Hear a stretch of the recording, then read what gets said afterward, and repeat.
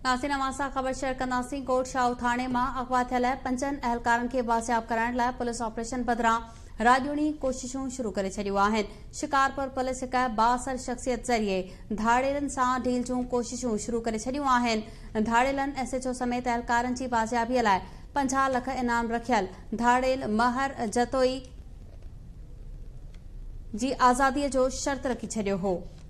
अवां खे ॿुधाई पिया धाड़ेलनि सां राॼोणी कोशिशूं शुरू कई वयूं आहिनि। कोट शाहू थाणे मां अगवा थियल 5 अहलकारनि खे बाज़ियाब कराइण लाइ पुलिस ऑपरेशन बदिरां राॼोणी कोशिशूं शुरू करे छॾियूं आहिनि। तफ़सील मालूम कंदासीं। लाइन ते मौजूद आहे सरकश सधायो। जी सरकश, अपडेट कजो। कोट शाहू थाणे तां अगवा थियल SHO समेत 5 अहलकारनि जे बाज़ियाबीअ लाइ शिकारपुर पुलिस ऑपरेशन करण बदिरां धाड़ेलनि सां राॼोणी जेके कोशिशूं आहिनि उहे शुरू करे छॾियूं आहिनि डील जूं। शिकारपुर ज़िले जी हिकिड़ी बाअसर शख़्सियत मार्फत धाड़ेलनि सां गुज़र राति खां वठी ॻाल्हियूं शुरू कयूं वयूं आहिनि। ज़रियनि जो चवणु आहे त धाड़ेलनि जे तरफ़ां इन्हनि 5 अहलकारनि खे बाज़ियाब कराइण जे एवज़ जेको आहे बदनाम धाड़ेल जेको 50 लख इनाम याफ़्ता आहे महर बढाणी जतोई उनजे आज़ादीअ जो शर्त रखी छॾियो आहे त उनखे आज़ादु कयो त उनखां पोइ हू अहलकारनि खे छॾींदा। त पुलिस ऑपरेशन जे बदिरां जेके राॼोणी कोशिशूं आहिनि उहे शुरू करे पई ऐं गुज़र राति में जेका पुलिस हुई शिकारपुर ज़िले जी उहे SSP समेत कोट शाहू थाणे ते ई मौजूदु हुई। उनखां पोइ DIG बि वापसि मोटी वियो, SSP बि वापसि मोटी वियो।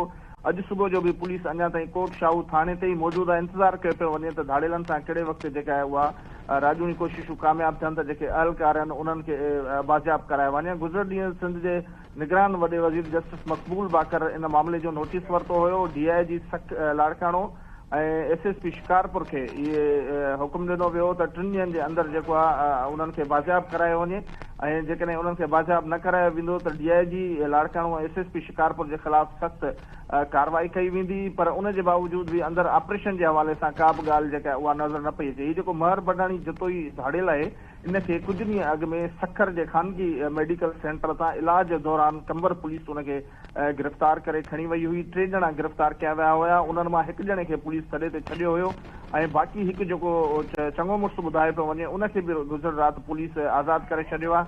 ऐं इहे इन्हनि अहलकारनि जे बाज़ियाबीअ जे लाइ जेके राॼोणी कोशिशूं आहिनि उहे कयूं पयूं वञनि या कंहिं क़िस्म जे ऑपरेशन वग़ैरह जे अंदरि जेका तयारी आहे उहा न कई वई आहे। जी सरकश सधायो। तफ़सील ॿुधाइण लाइ तव्हांजी महिरबानी।